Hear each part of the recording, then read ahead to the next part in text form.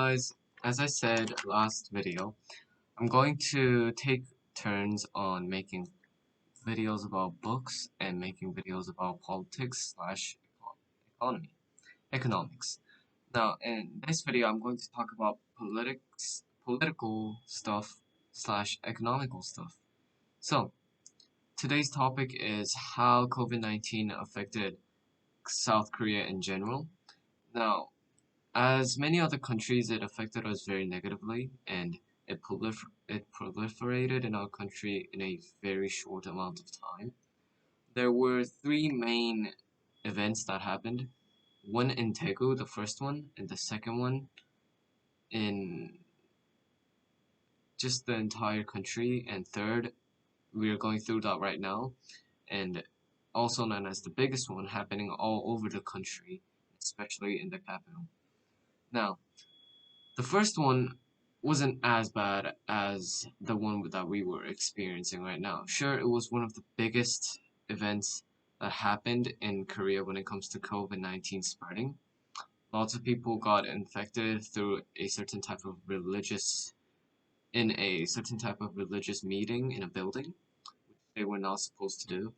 A few thousand people caught it, they started spreading it, but once the government took action, they were able to kind of take it under control.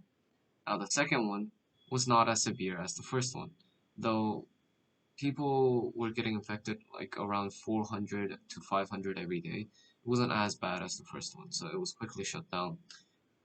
The third one, though, the third one, I would say it began in December, early December or late November.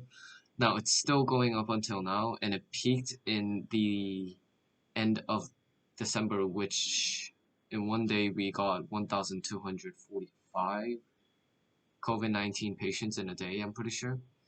And this shocked the whole Korean citizens. They were really afraid of it now.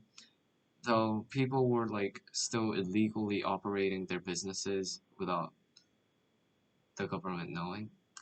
I'm going to touch into this a bit later, but anyways, because people were getting infected a lot, like lots of people were dying, and before the third big proliferation happened, of COVID-19, we had around 45,000 to 50,000.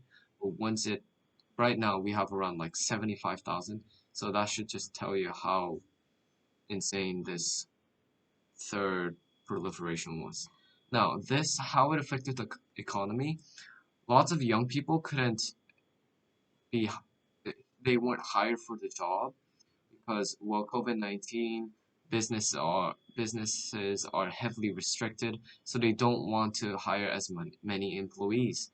So the lots of early 20s and the late 20s, they were struggling to find jobs, so they had to live off like instant noodles and just kimbaps, just those instant foods. And this was really bad for the economy in general because the young generation can't earn the money, which may lead to them just being completely reliant on their parents and staying in their home until this whole COVID-19 thing is over. So, yeah. And the second impact is, as I said, the businesses are heavily restricted. So they can't have as many customers. So, especially places like cafe or dining tables or the gym, the karaoke rooms, they couldn't make any money pretty much for a few months now, and they have been struggling. So that's how it affected them also. And yeah, that's pretty much how it affected the economy right now, in a nutshell, that is. I might touch on this subject a bit later in other videos, but for now, this is it. Thank you for watching, and see you tomorrow.